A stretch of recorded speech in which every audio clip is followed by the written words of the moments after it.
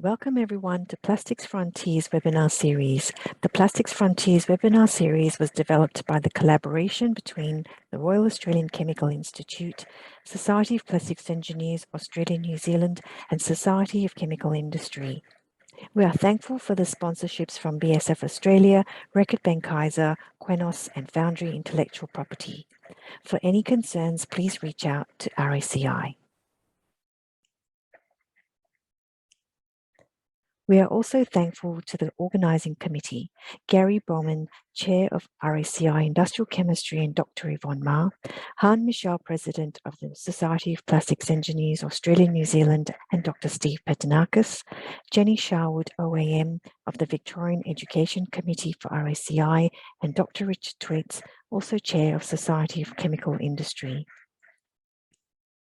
The purpose of the series is to highlight the continually evolving role and important contributions of plastics in society, some key societal and environmental issues faced by the plastics industry, and how the industry is rising to these challenges with new innovations and practices.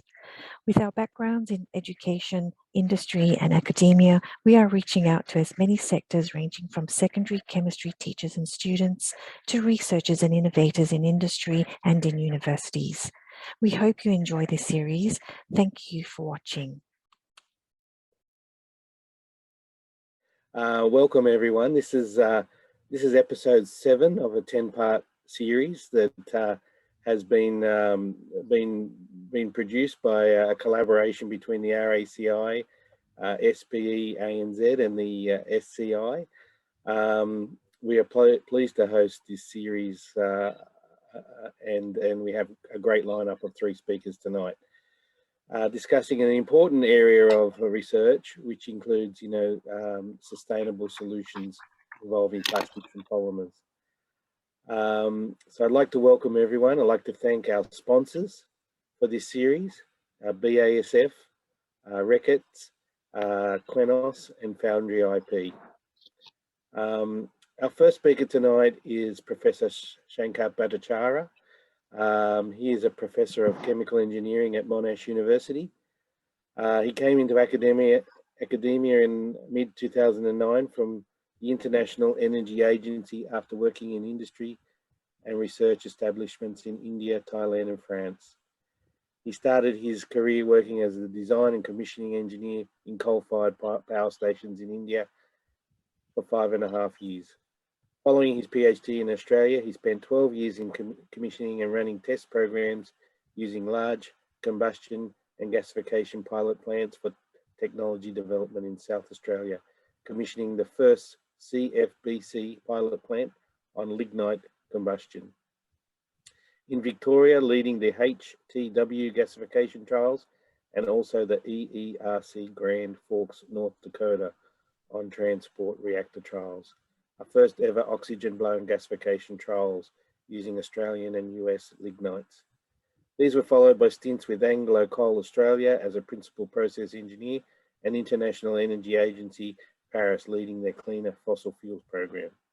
At Monash, he carried out entrained flow gasification and slag viscosity work for Mitsubishi Heavy Industries and J Power. He is the holder of 4 patents, edited 3 books, authored 6 book chapters and over 150 journal papers on energy, fuels and biochemicals. He has supervised 30 postgraduates to completion and is a fellow of the Australian Institute of Energy. It's our pleasure to welcome Professor Shankar tonight to give his presentation. Thank you. I'll hand it over to you, Shankar. Okay, so let me share my screen.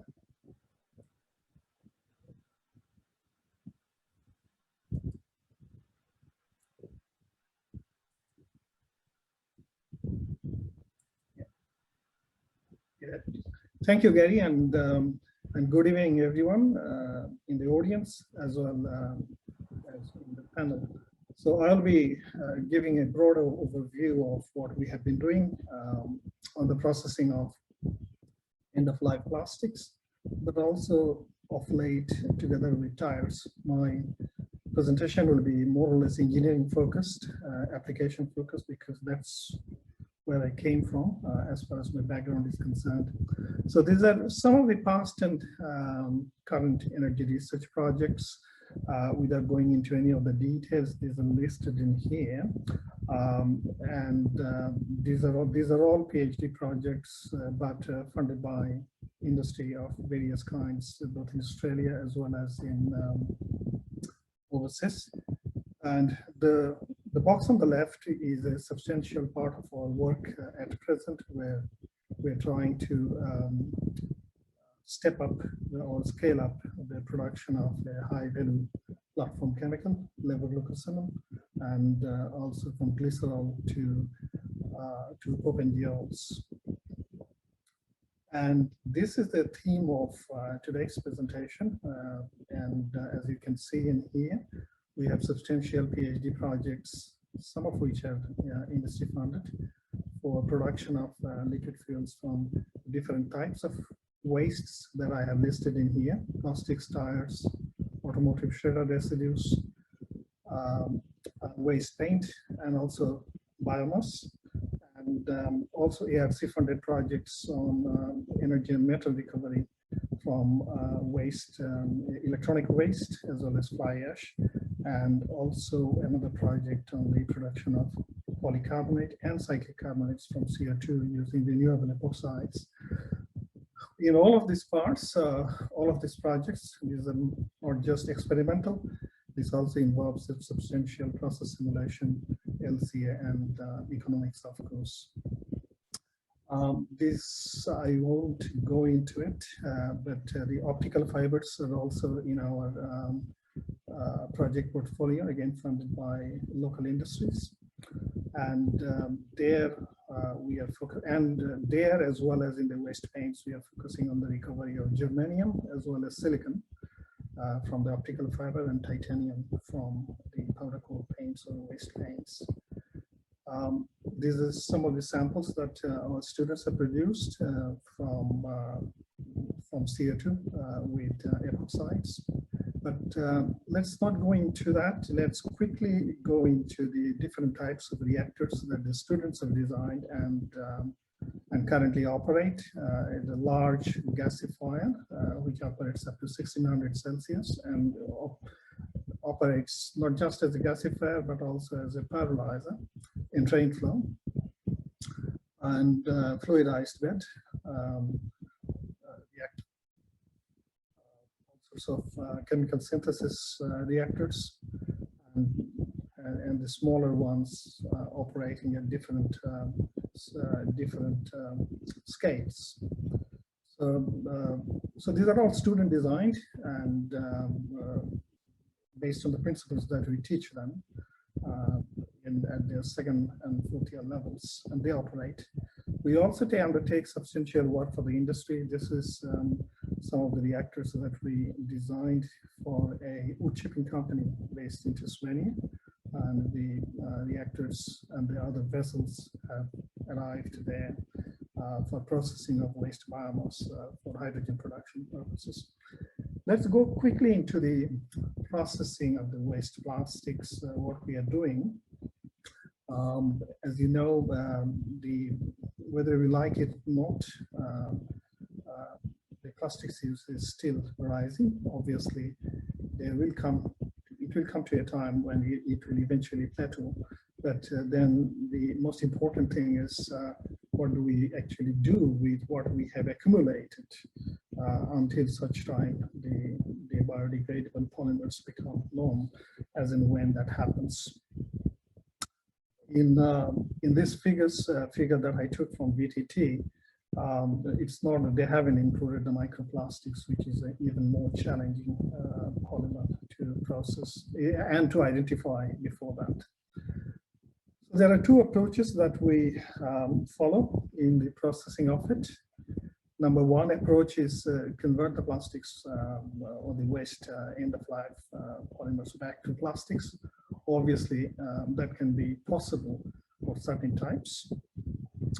The other approach is when they have reached their end of life, is to convert them to liquid fuels And as a part of that processing, you'll obviously get gas and some solid residues.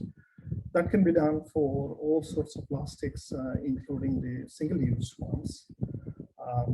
But more importantly, once you have produced the liquid fuels or the liquids from there, you can convert them back into monomer under certain conditions, or if you want, into hydrogen. And this is something that we have been doing. I'll show you a snippet of a graph in a graphical result from our experiments.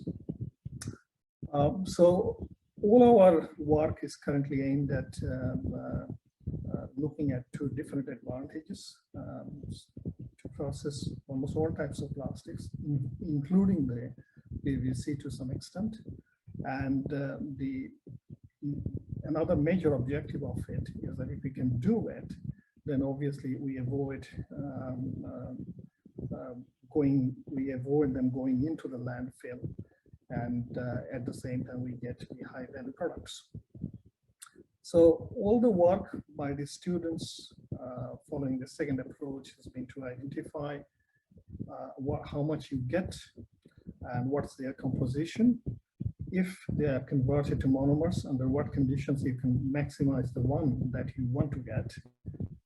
But more importantly, for the industry fund projects, what we are trying to study is what are the emissions, and then compare them with the permissible limits. And if that exceeds the permissible limit, then obviously how to control that. And we also look at the potential use of the liquid fuels, the gas and the solid residues.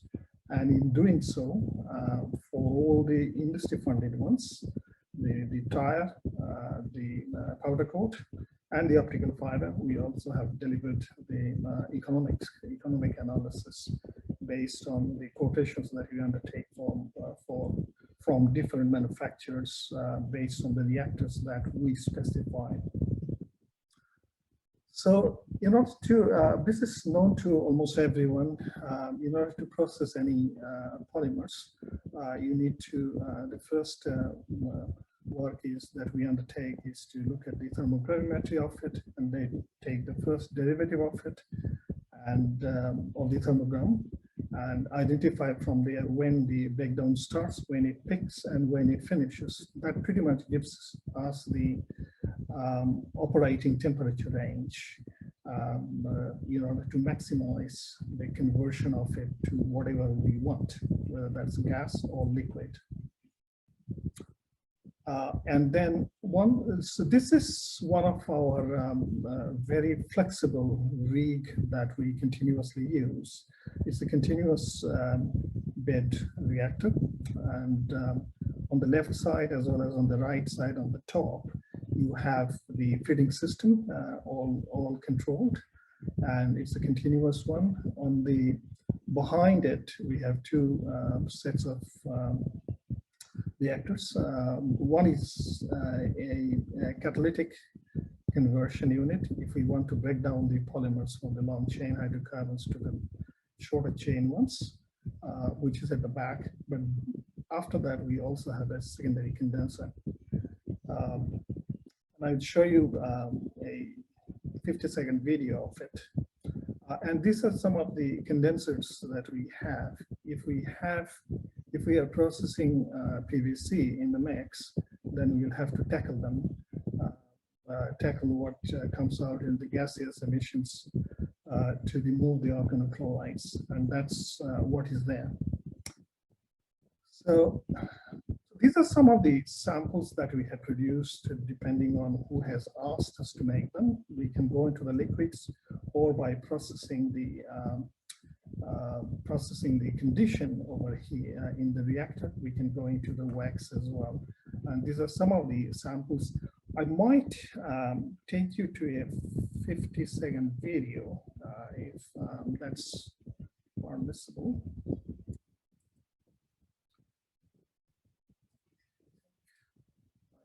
Let me just share this and then take you over there.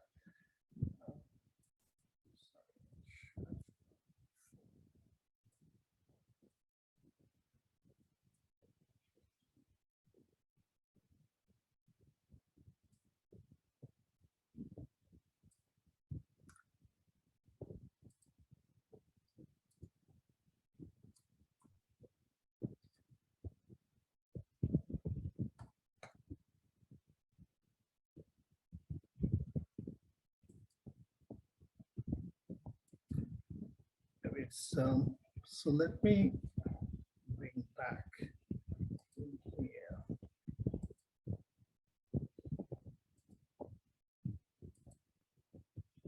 So that's the rig when we were operating it to get the liquids continuously. And here's one of our research students collecting the liquids coming directly from that as we are feeding the waste plastics and mixed waste plastics, which without the PVC in it, and collecting the liquid. So that contains, of course, very valuable monomers as well, if we want to use them as monomers. But this is what we do. So the residence time, the feeding rate, the temperature, and the temperatures at the condenser as well as in the main reactor are set so that we get exactly what we want to get. So let me go back to the presentation now.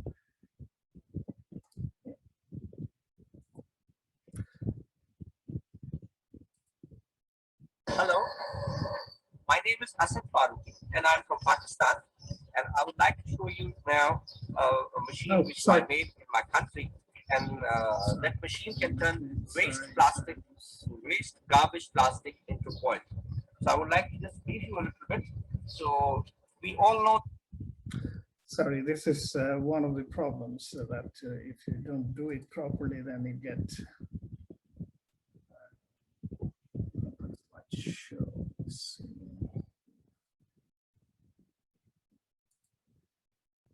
it will not happen now. So once we get the liquids at different types, we obviously subject them to external analysis as well as internal analysis in here to see the carbon numbers in the liquid. And then we take them to, if we require, then we subject them to further distillation to get either into the diesel range or to the petrol range.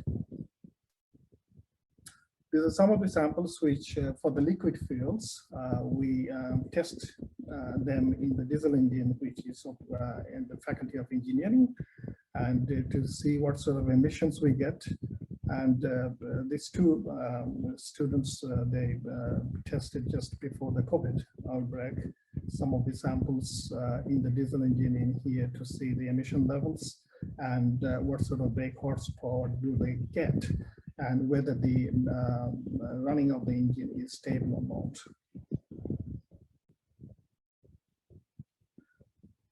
What we have also done separate from that is actually to go away from the liquid fuels and test them in the diesel engine. In addition to that, of course, to convert them into the liquids of various kinds. And in this case, this result has come from a mix of 50-50 waste plastics and tires, simply because that's what one of the industry sponsors wanted, to see what sort of ethylene compound ethylene do we get. But we subjected them to pure non-catalytic pyrolysis at different temperatures of 600 and 650 degrees Celsius, based on initial calculations as well as thermogrammetry work. But then in order to, when we were asked to produce very high levels of hydrogen, we then subjected them, subjected co-processing of the liquid with a mineral, very much available in Australia, and it's the main export from Australia. As far as mineral industries are concerned, we improve the hydrogen content going from the left side in here at 600 degrees to 650, and then by using that particular mineral, the hydrogen level, we could shoot it up. The point I'm trying to make in here is that once you process the waste plastics, and for that matter, the tires as well, you can get not only the liquid fuels, that's slightly linear, but then in order to bring back circularity in there, you can convert them to monomer And the separation of the monomers is a well-established process. We don't need to reinvent the wheel, but we can then, if required, we can also convert them to a substantial amount of hydrogen as well. That's what it is showing. It is just a snippet. Of course, I haven't shown everything that we have done. But the choice of the catalyst, in this case, is the mineral, and the right temperature is really the key. So what we also propose to our industry sponsors is that this will be the schematic of a processing that you will need to have built in before we do the process simulation for them, and the economics of it as well. And we have done that, as I said, for both the powder coat waste paints as well as tires and plastics co-processed. And we show what can be done to use the gases that are generated to bring it back to run the process itself, to supply all the pyrolysis heat, except the heat required for the startup. If it is a cold startup, then you will need to have something else. But if it's a hot startup, then you can start it up with the liquid fuel that you have generated from the previous run. So we have a fair bit of economics information that we generate based on the information of the quotation that we get from the suppliers of the reactors that we think are the appropriate ones. The other point that I also want to make it in here, that under certain conditions of pressure and temperature, and by pressure I mean ambient, but if the temperature can be limited to around the 600 degrees Celsius, then we have the opportunity to bring in energy from the solar thermal processes. So when you do the LCA, compared to incineration, obviously, pyrolysis process and the circularity of it is CO2 saver, but on the overall CO2 emission wise, that can be further reduced if we can somehow integrate the solar energy in it. And if we are able to do the pyrolysis process around 600 degrees, or so not the pyrolysis process for waste process requires less than 600 degrees. But for the breakdown of the oil to monomer and then to hydrogen, it can be limited to 600. And if it can be limited to 600, with a slight compromise in the hydrogen yield, the energy can be harnessed from solar. That's a different story. I'm not going into it.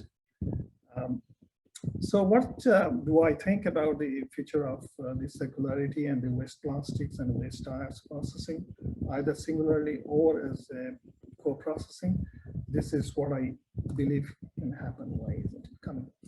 We'll still need, unfortunately, plastics of some kind for some use, and but this can be reused. This can be brought back into through the circular economy. A lot of it can be brought back, and the energy requirement for that circularity, obviously, it will not be absolutely CO2 neutral, but these total CO2 emission, the incremental CO2 emission can be reduced significantly if solar can be brought back.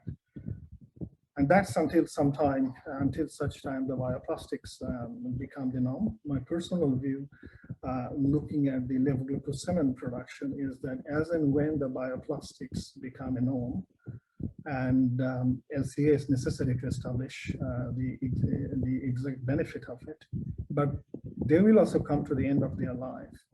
And when they come to the end of their life, because these are cellulosic materials, that's the high time to convert them back to high-grade platform chemicals such as levoglucosamine or chloromethyl furfural. But that's another story for another time.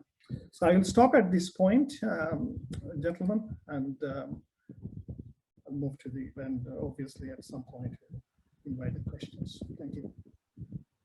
Okay, thank you, Shankar. That was a really amazing presentation and very thought-provoking. I think what I would ask people to do who are watching, if you have any questions for Shankar, please post them in the chat, not in the chat, sorry, in the Q&A, and you know, we'll go through some of those questions towards the end of the session.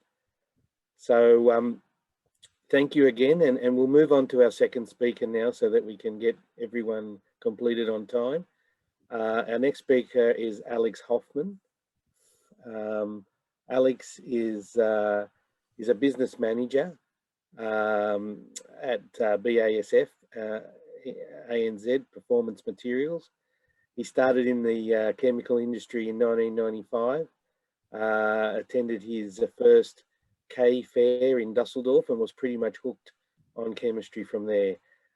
He worked in the family business selling polymers and equipment for almost 8 years.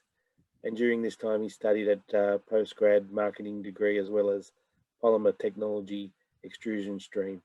Spent a number of years living and working in Europe, mainly in Switzerland, for two very different companies, EMS Griveroy and Colano AG Adhesive Manufacturing. Further study led to an MBA majoring in marketing. A brief stint in consulting led to an opportunity presenting itself at BASF in Australia.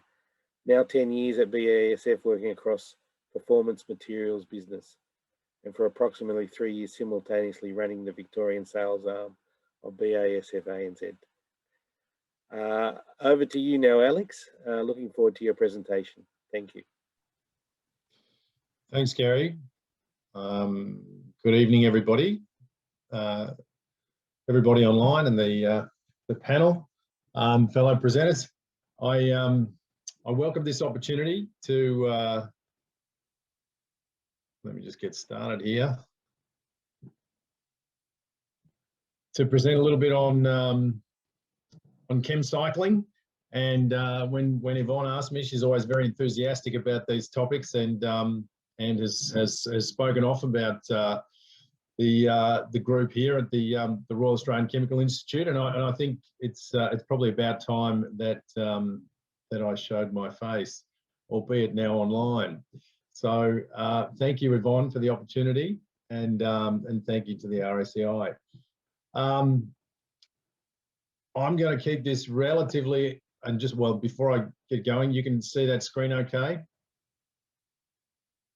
Just nod in agreement would be good. You might want to put it on full screen mode. Not on full screen mode. Oh, hang on. Now it should be, in theory.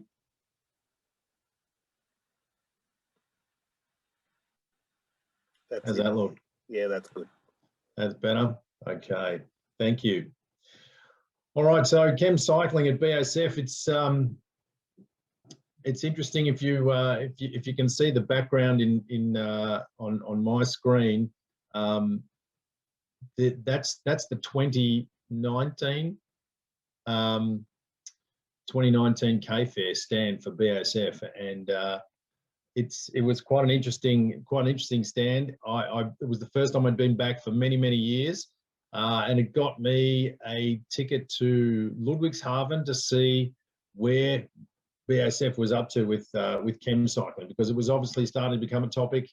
There were a number of different companies that were already working in that space, and BASF, being obviously one of the larger chemical companies, was going to be present there as well.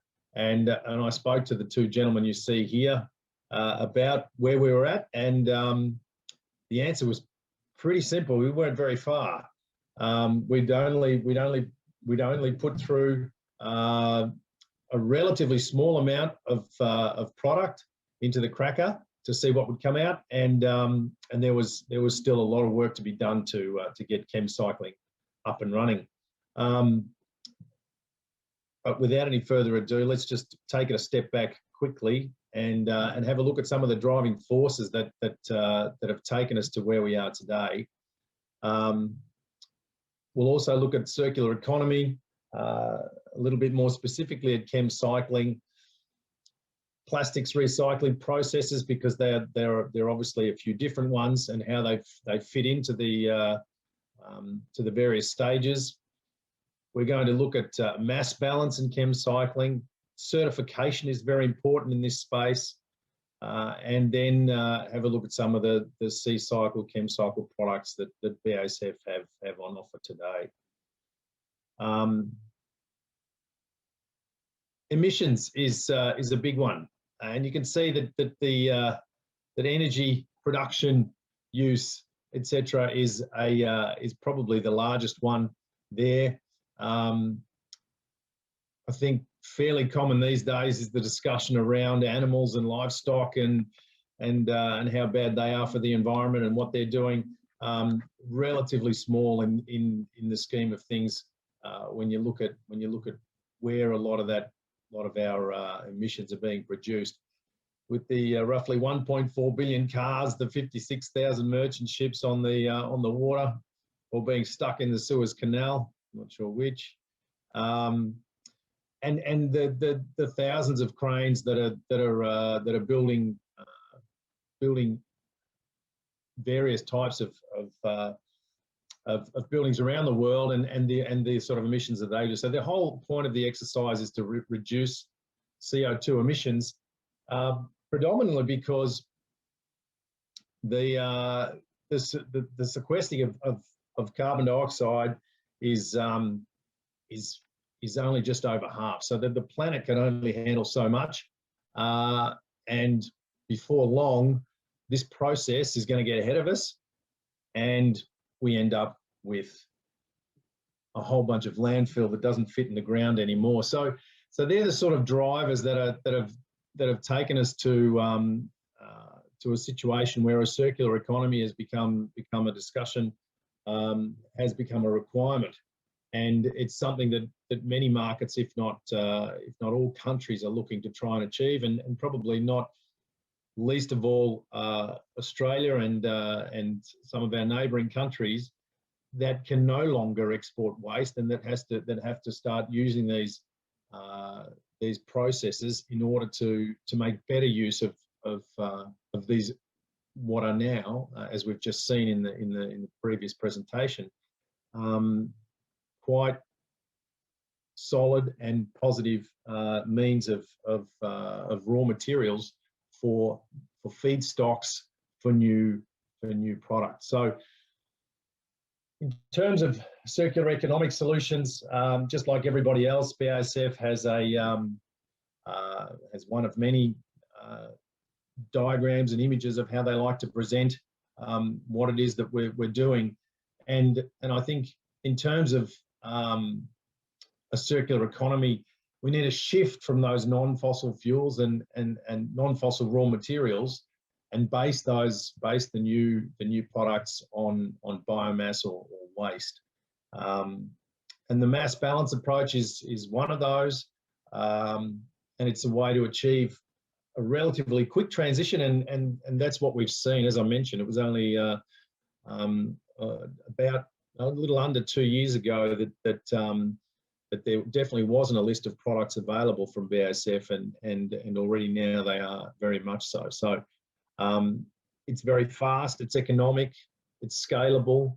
I think there's a socially acceptable way to deal with large number of different products, and I think that's critical as well, given that there are, in many cases, there's always a voice for a minority, and I think these types of systems and economic steps essentially address most of the issues that are going to be thrown up. And why is chem cycling and mass balance important, and how does it help with our problem? And this is still to be reviewed, but it's an indicator of what the equivalent consumption of CO2 per tonne of, in this case, nylon 6, is used to produce a tonne of nylon 6. So there you're only looking at 2.32 versus 3 times as much on a fossil-based without renewable feedstock. And I say without renewable feedstock because obviously we can reuse fossil-based plastics, fossil fuel-based plastics, and make new products out of them, so that they are being renewed, but essentially from fossil fuels in the first place. So if we were to have a look at, excuse me, if we're going to have a look at some of the plastics recycling processes, there are various solutions, and obviously mechanical recycling has long been the case. If we have to clean them up, we have to, in this country, we very much have to separate everything first into the various streams of waste. Obviously, not only plastics when it comes to an Australian setting with the commingle collection, but things like glass and paper and cardboard and metals. So that's a very intense process and time-consuming process. Then there's the depolymerization, which also helps, but breaks the polymer back into a monomer. But again, it's a single stream waste that's needed in order for us to be able to produce something usable again, and to be able to put them back into the system. And more often than not, although they're virgin grade, in many cases there are certain approvals that can't be met, and therefore the products can't be used in the same areas. They must be used in other areas for other products. And then, as we've just seen in the previous presentation, the chemical recycling in terms of using a pyrolysis process where waste is taken to chemicals and they can handle mixed plastics. So the product that comes out of it is essentially indistinguishable from the original. And that itself can pose some issues for chem cycling.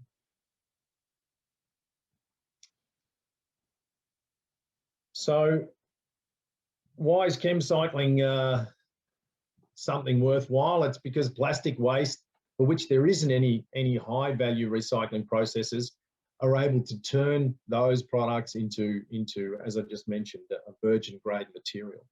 And these materials can then be used in the same manner as fossil fuel based products, and are virtually indistinguishable. And using the recycling feedstock from plastic waste helps to save, obviously, the fossil fuel resource to be used in other areas, and probably, but more importantly, it stops us from releasing more greenhouse gases into the atmosphere, and it's using those that are already here. So those emissions are saved, and therefore it helps us reduce the use of those fossil fuels, and also the incineration of plastic waste. Although there are very clean ways of using incinerated plastics and filtration systems and so forth, there's the chem cycling process, moving from a waste product back into a usable oil, to then put into the cracker, is going to give us a resource that can be used over and over again. So chem cycling is actually assisting, not competing with mechanical recycling. So it's complementing it. It contributes to the recycling of plastic waste, and some examples which are pretty clear to probably many on this call are multi-layer film packaging, because it's very difficult to separate those. They are only microns thick, so it's extremely difficult to separate.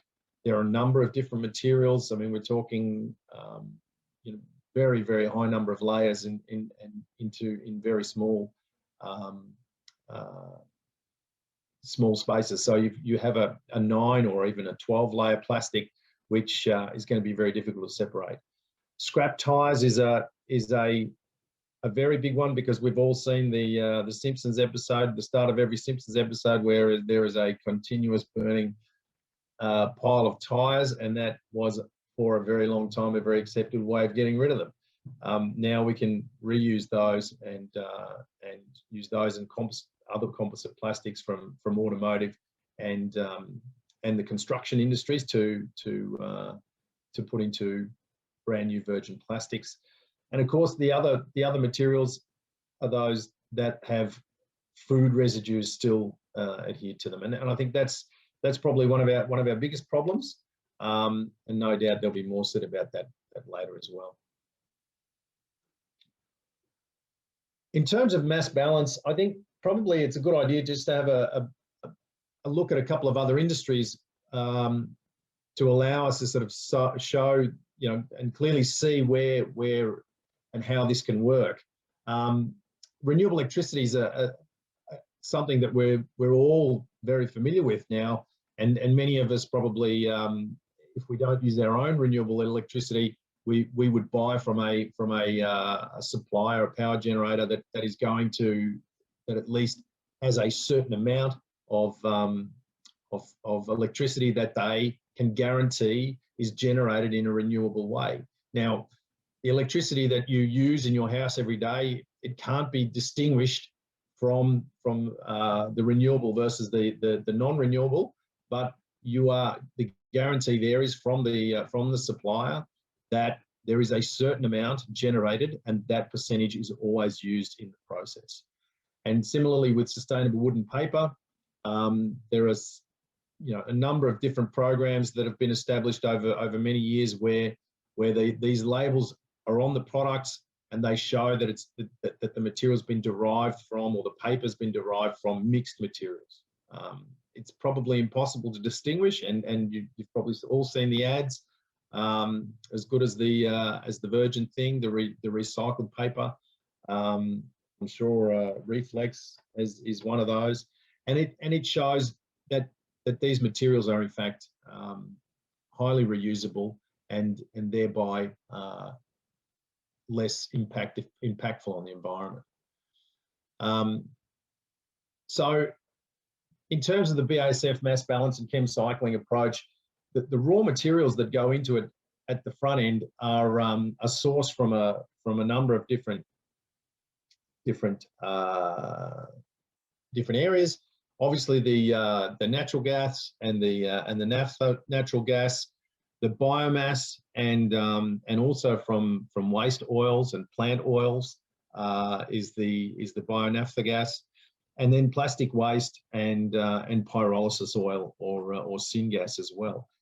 These are cracked and then polymerized, and during that chemical production, they're allocated then into various products, and we can then see from those products that they are virtually indistinguishable, but we can guarantee through the certification process, from cracking right through to allocating, that there are a multitude and a certain level of byproduct there. But that does bring us to the issue of certification. And in terms of certification, there's a plethora, as you can see. Initially, BASF had an internal system, and then moved to the EcoLoop process. And in the meantime, RedCert has shown to be a very acceptable and in fact globally accepted product. If any of you occasionally, and particularly maybe during this lockdown period here in Victoria, are using the what do we call it, HelloFresh, a lot of their boxes are plastered with a RedCert certificate showing that their materials have been reused and have been reused. So currently BASF is using RedCert, and that's this one over here. If I can get my pointer to work. I can't, I'm sorry. Laser pointer, there we go. So there's the RedCert there on the left. And that seems to be an acceptable standard and working quite well for us at the moment. So where can these materials be used? Essentially in the same way, as I mentioned earlier, as virgin plastics. Polymer chains and of these plastics can be chemically broken down into the chemical, so it's basically the same. And if we look at where they can be taken, unlike potentially mechanical or other methods of recycling, we can actually reuse them into food packaging, which is probably the one of the biggest offenders and also most difficult to actually get back into once the product has been recycled, for obvious reasons. But these chem cycling products are offering quite good opportunities for innovative business models, and they can be used across all areas of industry without having to compromise on quality. So I suppose there's enough time just to quickly show you a couple of products that that we now offer, and these are all in the sort of in the base resin type materials, and many are used for films, and they're essentially a one-to-one replacement for the fossil fuel based products, and they're broken into three chem cycled materials. One is made of mixed plastics from waste from households, which includes waste from households. There's some straight pyrolyzed car tire based products, and then there's production from process waste. So they're essentially using the original materials, reusing those, and certifying that they're 100% recycled or chem cycled from pre-used plastics that have been used in startup, that have been used as offcuts, etc., or sent back. So that's the list of products that we have currently available. This will broaden over the next months and obviously years into also then materials that will be added to. We'll use them as base resins for compounded materials and be able to offer them into other areas of the market as well. And that brings me to the end of my brief presentation. I hope that wasn't too lengthy. No, thank you, Alex. Bang on time. Thank you very much. Another great presentation. I'm sure that there must be a lot of questions in people's minds. Again, if you can just post them in the Q&A, and we can look at them at the end, that would be great. But thank you again, Alex. That was really good, and we'll move on to Rowan. Thanks, Gary. If you can just I will unstop sharing. So Rowan Williams is also from BASF. He's Regional Marketing Development Manager of Biopolymers at BASF Australia. And he's been doing that for the last 9 years. He specialises in the development of certified compostable plastics in applications such as diversion of organic or food waste from landfill and the replacement of conventional plastic such as polyethylene in agricultural films, such as mulch film and twine.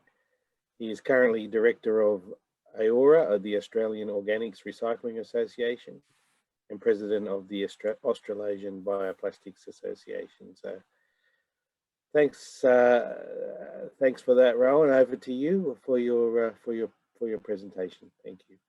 Cheers, Gary. Thank you. I hope you can see my screen. Should be coming through shortly. Yes, and if you can just put it on the yes, just coming. Screen, perfect. Thanks. Seems to take a little bit of thinking.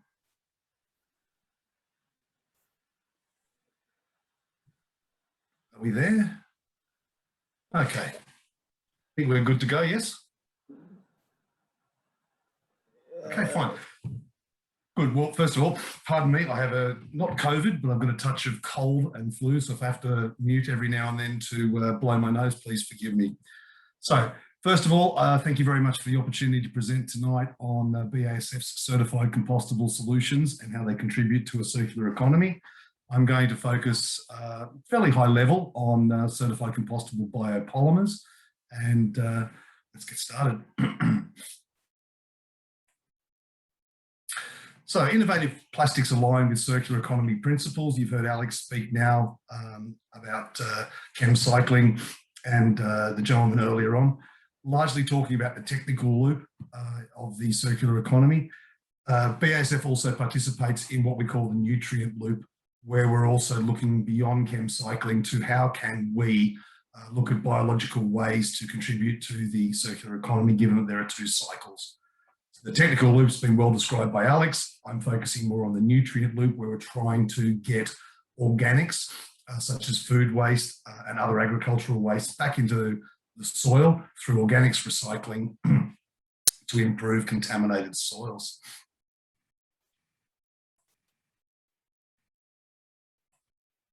So, with biopolymers, you can have them as fossil-based and you can have them as bio-based. If they're fossil-based, then of course you've got fossil-based carbon. If they're bio-based, you're replacing that fossil-based carbon with a renewable carbon source. Here we're encouraging people to think about the end of life for the product. Where do you wish your product to end up at the end of life?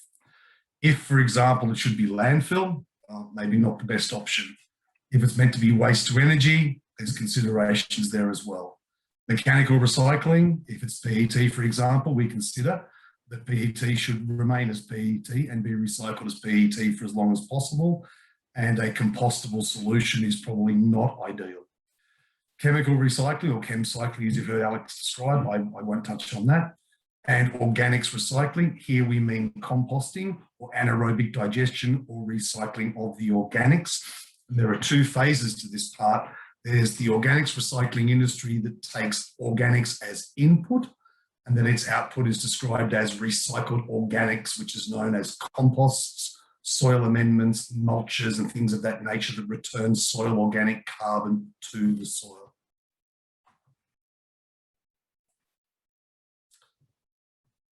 Highlighting the area of organic waste or food waste, and some of you here in Australia in your local municipalities may now be experiencing your council rolling out FOGO, or FOGO, or food organics or green organics. It's coming slowly. I think currently around about 20% of municipalities have this rolling out.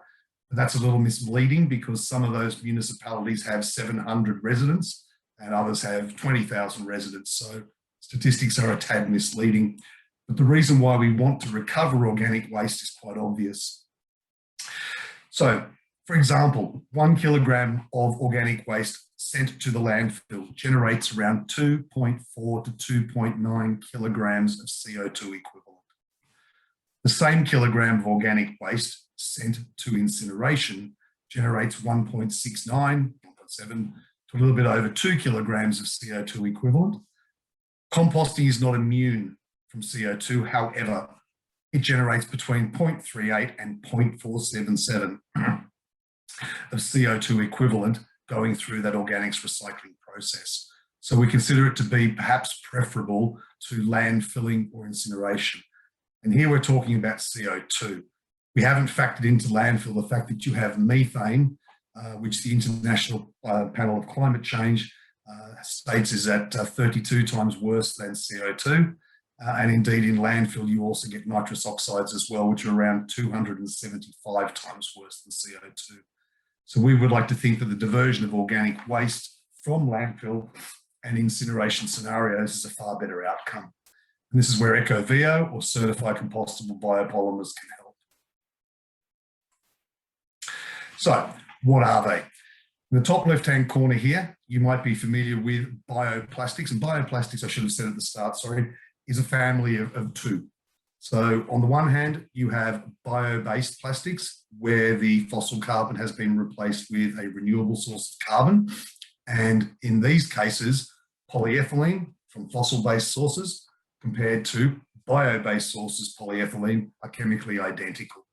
They're destined for recycling. They're destined for not anything but organics recycling. In the bottom left-hand quadrant, you'll see conventional plastics. Here we talk about PE, PET, PP, PS, PVC, which you all know, but they can have their fossil-based carbon substituted for renewable sources of carbon on this side. They're not intended to be compostable, and by compostable we mean not biodegradable. On the right-hand side, you can see that we have bioplastics such as PBAT or PBS or PLA, which I'm sure you're familiar with. And in the bottom right-hand corner, you can see bioplastics such as PBAT and polycaprolactone. So biodegradability is based on molecular structure. Therefore, both fossil-based and bio-based polymers can biodegrade through biological means such as microorganisms. And here, quite simply, the origin of the feedstock plays no part in the ultimate biodegradation of the material. A fossil-based or a renewable-based feedstock both can achieve a biodegradable or compostable polymer at the end. BASF offers in this space EcoFlex, which is our PBAT, and it can be based on both fossil and both bio-based, depending on what we want to do. Our EcoVio is a tailor-made, ready-to-run blend of our PBAT, PLA, and some other ingredients that are proprietary. Whichever recipe or blend that we use, we achieve biodegradability, which is measured by certification.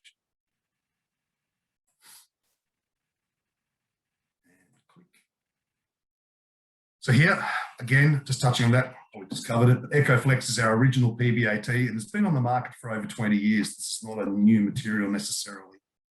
EcoVio is our first compostable polymer with bio-based content, and as I just described, it's based on EcoFlex and polylactic acid or PLA.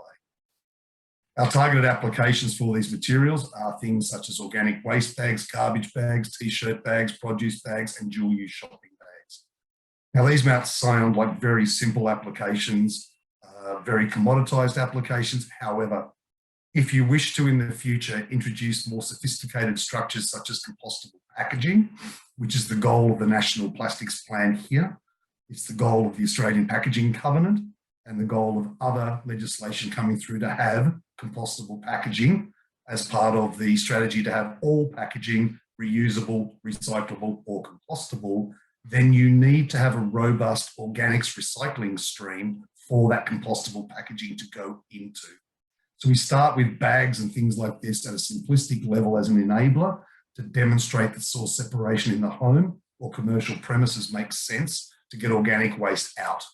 We build the organic recycling industry such that when compostable packaging can be made, and there aren't too many examples of really good compostable packaging today, it can also go into curbside collections or be taken from commercial premises as well and taken away and go through the organics recycling process.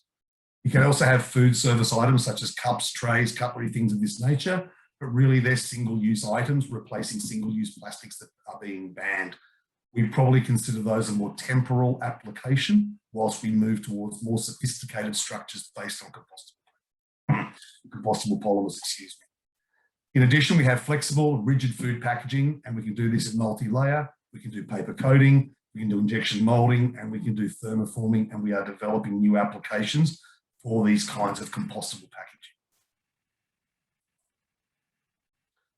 Most importantly, as Alex touched on for chem cycling, it's certification. You need to know that what you're buying is the real deal.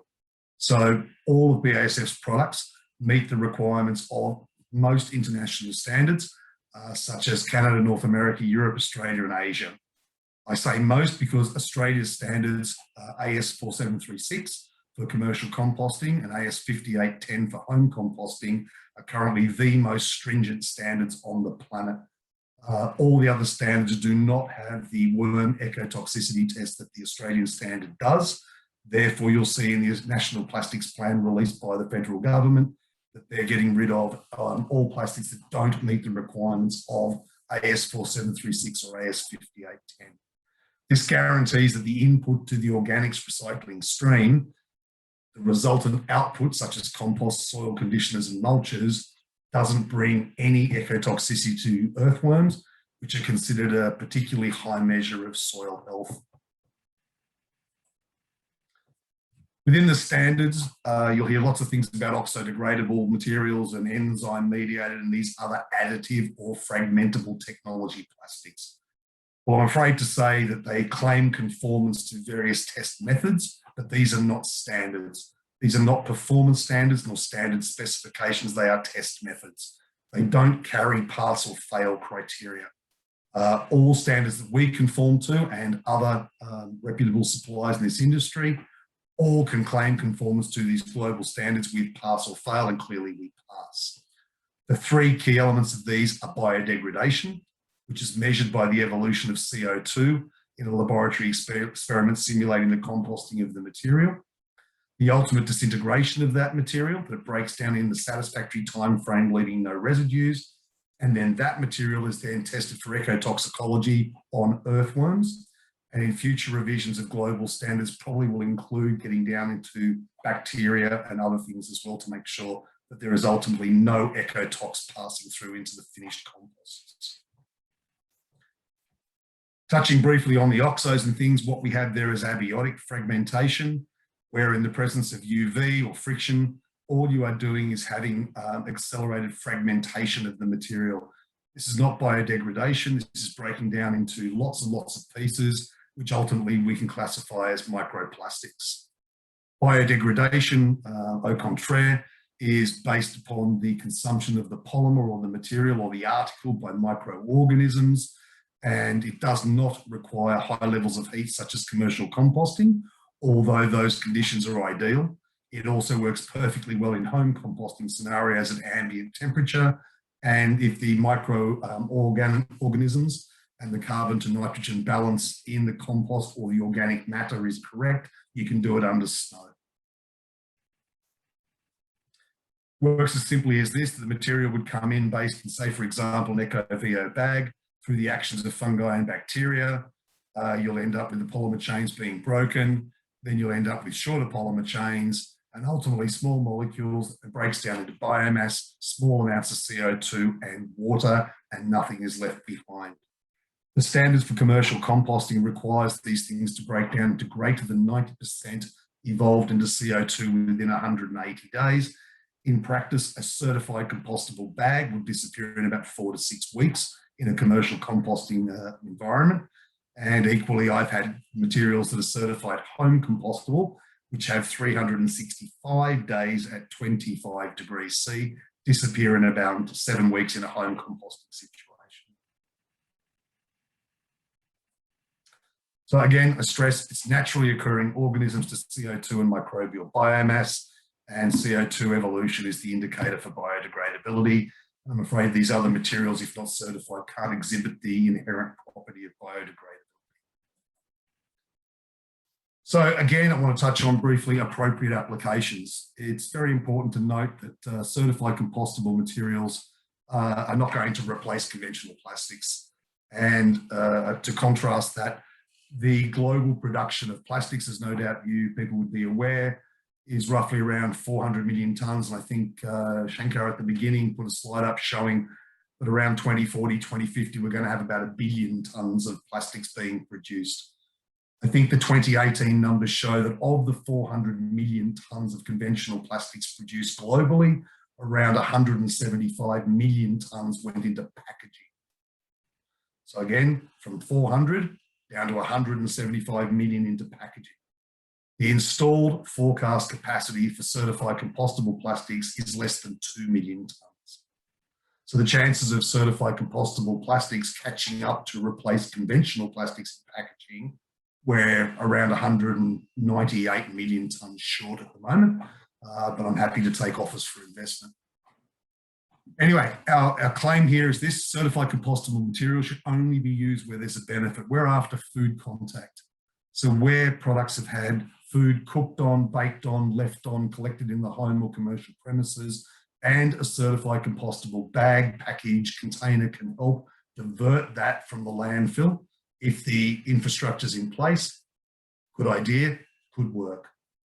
This might limit their applications, however, to things like food caddies that you may have in your homes, food service type items like food courts, closed loops, events, music events, things of that nature, and or packaging that's highly contaminated by food and currently poses a significant challenge to economically recyclable. Technologies for improved functionality such as barrier for oxygen and water are in development, and we have things waiting at the moment to release to the market when the infrastructure catches up. But what's not possible today may well be possible tomorrow, and we'll keep people informed on all those things. But generally, compostable packaging here, we're after the most problematic package in the landfill. And looking backwards, can we make that item a compostable material? Does it have the function, the form, the barrier, the this, that, the other? And we're working very hard on that by going backwards. So my original slide was designed for end of life. In biopolymers, we're looking at what's in the landfill causing the problems that can't be reused nor recycled, and trying to find out if it could be made from a compostable material and certified as such. Our projects around the world, we've done many of these things at very, very pilot scale, but we've done them on ground to prove that these things work in villages. You don't need to have an 8 square kilometre stainless steel chemical plant to be able to do composting, organics recycling, source separation, and get these things diverted from landfill. We've managed to achieve these in places such as China. Using mulch films with the compost, we've been able to improve the yields and the harvest of melons. We've done this in India, and we've done this pretty much all over the world in the last 10 years. So if there's any further questions, please, you have my details there. You can contact me. And with that, Gary, I'll hand back to you.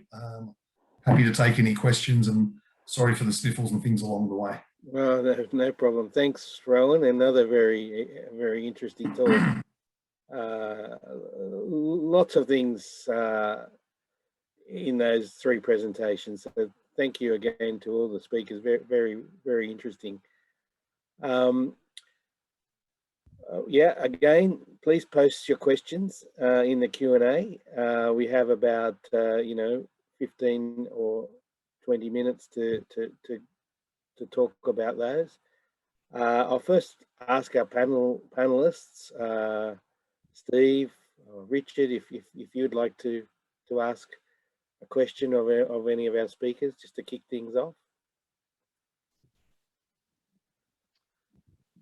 Yeah, I've probably got a question for each of you. I'll start with Professor Batachara.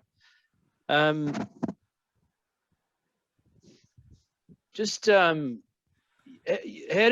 does your process, or the process developed by Monash, compare to other pyrolysis processes that are being developed, in other parts of the world and other institutions?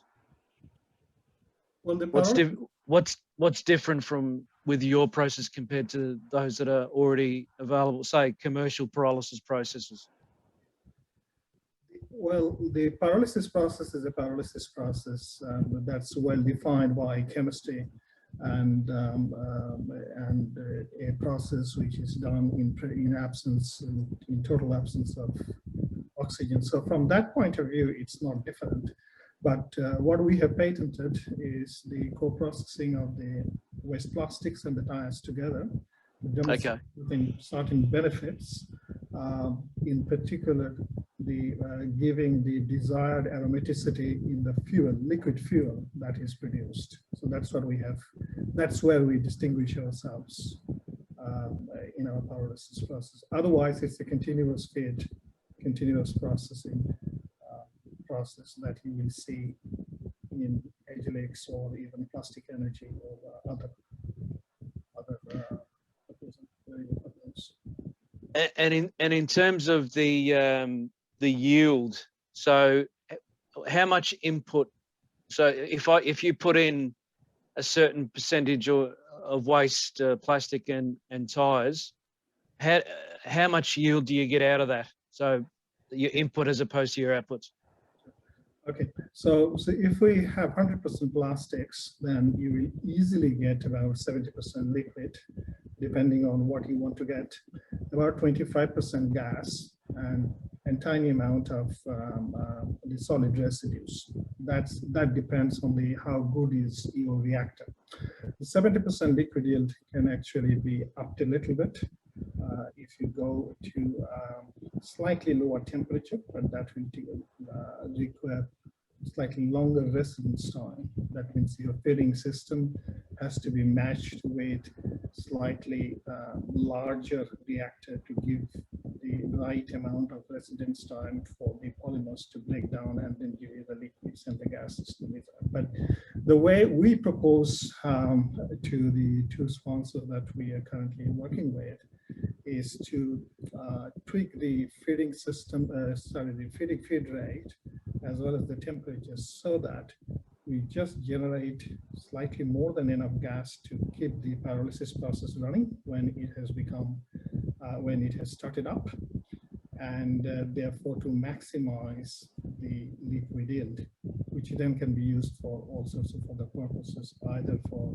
diesel engine or for taking it to monomer and to hydrogen. But on the other side, if you try to then mix the tires, then depending on the component of the tire, and we haven't gone beyond 50-50, simply because we haven't been asked, 50% waste plastics and 50% tire, then the solid residues, they do increase. Liquid yield will get decreased. Yep. 50-50, liquid yield is about 40%.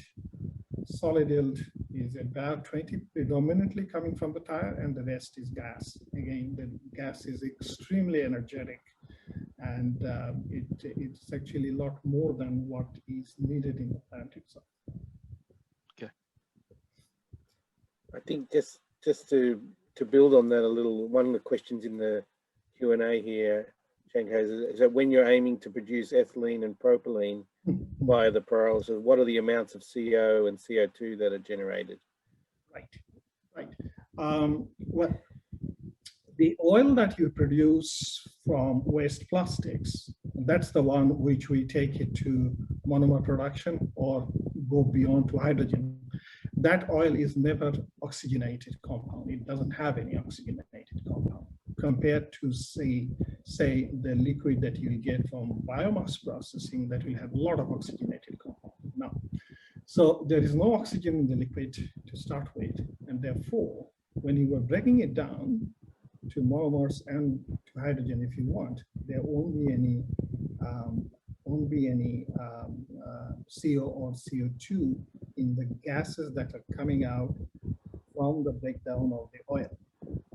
Having said that, though, the process requires heat, and that heat, if it is supplied from the gas that you generate on the pyrolysis process, that gas is hydrocarbon, that will generate CO2 and water vapor, and that CO2 will entirely come from the combustion of the gas required to sustain the process. So, Jerwin, to answer your question, there will be zero CO unless your combustion system is generating incomplete combustion, which is very unlikely from my engineering experience in a properly maintained plant. There will be some CO2. If you send me an email, I will look at my experimental data, look at the thermodynamics, I will send it to you tomorrow, how much CO2 is there. Okay. But no CO2 in the monomers. Okay. No, thank you. So that was, one of the questions. Another one is, can the diesel that you produce be used directly for fuel for vehicles? Yes. So I showed one slide where two of our students running a diesel engine at the Faculty of Engineering. And now the tests have gone only for 2 hours steady state. In that 2 hour steady state, with the liquid that we generated and then eventually fractionated to the diesel fraction, we did not have any problems in startup. We did not have any problems in the indicated or the brake horsepower that we are measuring with the load given at the other end. So to answer your question, yes. Yes.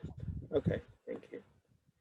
And just a last quick one was the sulfur content of waste tires. How does it affect the quality of your product? So sulfur in the tire comes from the vulcanization process, those you know anyway. Now, because it's a pyrolysis process, it generates hydrogen sulfide. It doesn't generate carbonyl sulfide, COS. So how we tackle that? There is hydrogen sulfide. The hydrogen sulfide recovery in gasification plants is a well-established process. before my time at the university started. Okay, so we are saying that this much hydrogen sulfide will be present, but this is how you will be sculling it out below the permissible limits. Exactly what is done in gasification plants running with petroleum coke, which is 9% sulfur. Tire has a lot less than that. So we are not into the development of a sulfur removal process simply because it exists. We're into identifying how much is present and therefore how you will tackle it using off-the-shelf technology. Thank you very much. Just shift gears. I'll move over to Rowan. I guess in other episodes within this series, the point's been raised about the change in culture of packaging, particularly for food.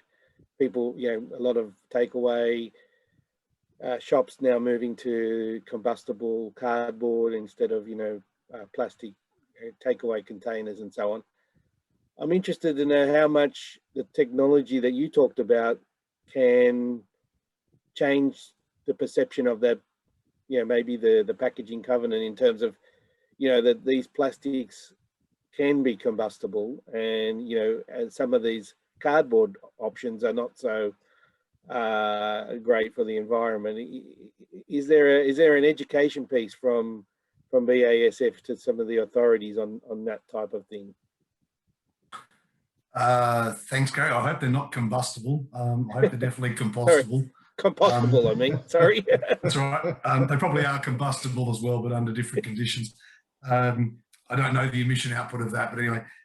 Look, there's been a lot of work done by industry associations and BASF's in a lot of these associations where we're part of the APCO compostable packaging strategy document. The Bioplastics Association is part of that. The Australian Organics Recycling Association, who will be the fond recipients of the compostable packaging, are part of that. And that document's being launched at the AORA National Conference, assuming we can get there in a couple of weeks' time. But that document outlines basically decision-making trees on what could be, should be, might be compostable packaging, what should be reusable, and what should be recyclable. So we've done a lot of work in that space, and in 30 seconds, I couldn't possibly summarize all that, except to lead you back to the point to say, whether it's fiber-based or pressed paper or pulp or whatever it might be, it should be certified according to the Australian standards.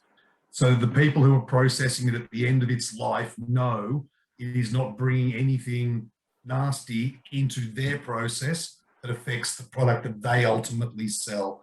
And only certification to the Australian standards of the article gives that guarantee. So if it's fibre-based, and we have lots of people in, for example, the Industry Association, the ABA, who don't have to certify their fibre-based products or their products at all, but they do for avoidance of doubt. So our guidance always is, if it's not certified but probably could be, why not? Because it's not up to us to sort of convince you. Ultimately, the processor who's taking that compostable package or item or whatever, what impact is it having on his stream? Does he now have a bundle of potentially contaminated compost that he now can't sell that brings down their industry? So it's looking across the whole value chain here of, making sure all the inputs line up with the correct output, causing nothing problematic. Yeah, okay. No, thank you. Yeah, compostable, sorry. That's right. And Alex, I guess one of the messages that's been pretty clear in some previous episodes as well is that the feedstock for any sort of recycling process that we've been discussing is not really it's quite difficult to manage in Australia with all the different councils and recycling schemes available. But what you were talking about tended to indicate to me that the feedstock wasn't so much of an issue. You can manage with quite varying feedstocks for your chem cycling. Yes and no. I suppose in terms of any of these processes and potentially Professor Shankar will be able to confirm this too. I mean, the cleaner the stuff that goes in, the less issues you have with your process. So depending on the feedstocks, and if we look at the European process of collecting a lot of the recyclables that they have, plastic or otherwise, a lot of it is sorted and clean. I mean, my background is Swiss. I know people who wash their recyclables before they put them out. I mean, it's or bring them to the the recycling station. So there's a different mindset. Having said that, the pyrolytic option or creating a new oil to then crack is certainly something that allows a mixed waste approach, as opposed to the more mechanical options, which have to be one product or a similar product. Thank you. I have another question here for you, Alex. It says, are there any toxins produced in the incineration processes, and what is the approach you use to manage toxic gas emissions? I know I mentioned incineration, but certainly in terms of incineration, we're trying to avoid incineration. There are recycling processes to generate heat to use in other processes when we burn waste products. And there are, I didn't go into this in my presentation, there are, and that's going to be other organisations that are going to supply BASF with these sort of options, but it would be cleaning processes and filtering processes for any incinerated gas, any incinerated product to clean the gas before it hits the atmosphere. Yeah. Okay. Sure.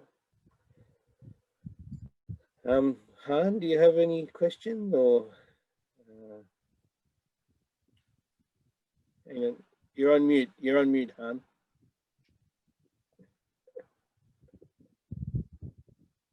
Thank you. I am always amazed about all the different processes which are being shown, and I'm glad to notice that they are becoming better and better over time.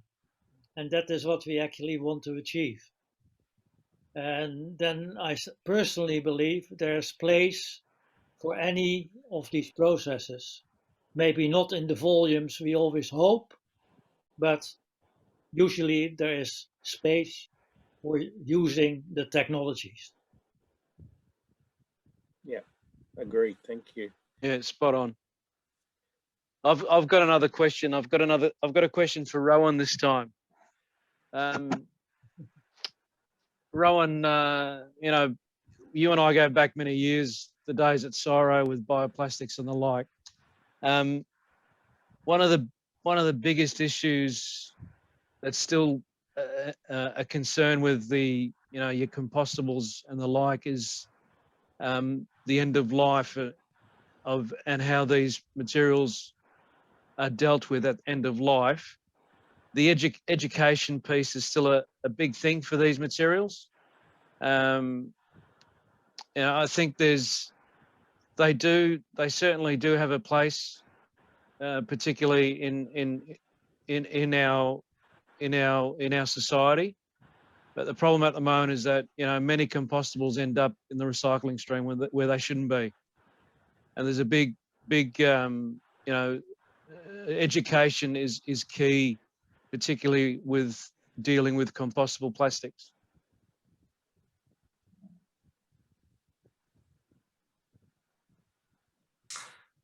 I'm not sure, and I'll be happy to take this as a question on notice, but I'm not sure that the amount of compostables ending up in the recycling stream is what you think. There may well be items labelled biodegradable or other that end up in that stream that are not certified. But given today that the majority of compostable plastics on the Australian market are flexible, I'm not so sure there's that much compostable flexible ending up in a recycling bin. And most of the research and studies we've done as associations tends to conclude that. So my point being, if a bag says it's compostable, biodegradable, oxidogradable, it can say it's containing moon dust, it doesn't mean it is. I wouldn't take that to mean that that's in a recycling stream causing issues. There's very few compostable rigid items actually in the recycling stream today, as we would define them from the industry perspective that we get. So happy to discuss this offline, but beyond flexibles, I'm not quite sure what you're referring to because I don't have the evidence that supports that. No, look, I tend to agree with you, but there are, you do see occasions where, for example, I think I may have mentioned this already in the past, but a couple of years ago, I went to in Melbourne, it was the aquarium, and the cafe in there, all the packaging was compostable. And I asked the person behind the counter, where does this packaging end up when people finish with it? And they just, we just throw it in the bin. So, yeah, that happens at my local milk bar. All their packaging goes in the bin as well, because if they haven't got compostable with a dedicated receptacle for the compostable, the bin's where it's going to go. And when you define, again, to be clear, taking this opportunity, you say the packaging. What is it you're actually referring to? So things like cups and cutlery and stuff like that. So the single-use items that we would not generally define as packaging. Yeah. Yes. Okay. So here's where we need to be clear. These are the single-use items that are generally no more recoverable than the banned single-use plastics that we're trying to get rid of. When we're talking about compostable packaging, we're talking more about things that you might find in, say, your pantry, your freezer, or in your supermarket shelves, rather than your single-use event-oriented convenience items. I tried to address in my presentation, thanks for the heads up, I'll try and focus on this more in the future, is that these sort of single-use items are a bit temporal while we move between, say, bags for source separation and to solving the more problematic compostable packaging. But I wouldn't put cups and plates and cutlery and takeaway containers into a packaging category necessarily. Okay. It's subtle, but there's a big distinction here between what's single-use convenience items, whether it's conventional plastic or compostable, or a package that maybe is a microwavable tray or something like that. Different elements there. And I saw a question came up in the Q&A, and I'll jump in and take this one, Gary, without notice. It's about PFAS in compostables. Well, there's no more PFAS in compostables than there's PFAS in anything else. PFAS is a ubiquitous thing. If you've Scotch guarded yourself or had 3M stuff, you got PFAS. There's not much you can do about it. It's there. What we're moving towards, at least in the compostable bioplastic situation, is declarations in our certification process that says there's no intentionally added substances, similar to what goes in packaging with the NIAS requirements with the European norms. We can't for sure say that they're not there, because in all probability, and maybe Shankar, you can say something on this, but PFAS is ubiquitous. It's there. You can't say it's not. The question is, what are the, the prescribed levels that cause issues or whatever like that, but they're there nonetheless. What we want to say is we don't want any more of it added intentionally to a finished product, at least as far as bioplastics are concerned. Gary, could I bring something up? I hope that you all have realized that you're all very high experts on the theme of plastics and recycling and pollution and whatever is happening there. One of the issues in Australia which we have is that we do not spend enough time and money on education. I repeat it at every session which we have had until now, and that doesn't go away. We must do and give education. I know it is a lot of work. I know it will take years, but if we don't do it, we never change things in Australia. It won't happen.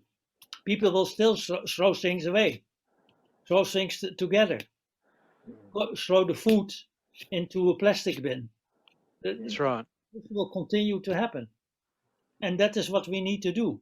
If we want to have a better society, that's the way we need to go, in my opinion. Yeah, well, I think you're right. I think we need to use these types of forums to get some of that message out there, and yeah, we'll through the RACI we can try and do do a bit of that lobbying as well. But yeah, I agree, Harm. Look, I think I'll wrap it up there. I mean, we've hit 9 o'clock. Just want to thank our speakers once again. Really impressive talks, and really appreciate the time that you put into this, putting the presentations together, spending an hour and a half with us. It's been a great series and another excellent episode tonight. So thank you again to all the audience. Thank you for attending. Our next episode is on the 15th of June. Again, check the RACI website. I think Yvonne's putting the details up now. Yeah, look forward to your attendance, and I'll just wrap it up there. So thank you, and a good night to everyone. Thanks. Thank you. Thanks, Gary. Thanks, everybody. Thanks, guys. Take care. Safe Thank you. evening. Stay safe. Thanks, In Victoria. Bye-bye. Good luck.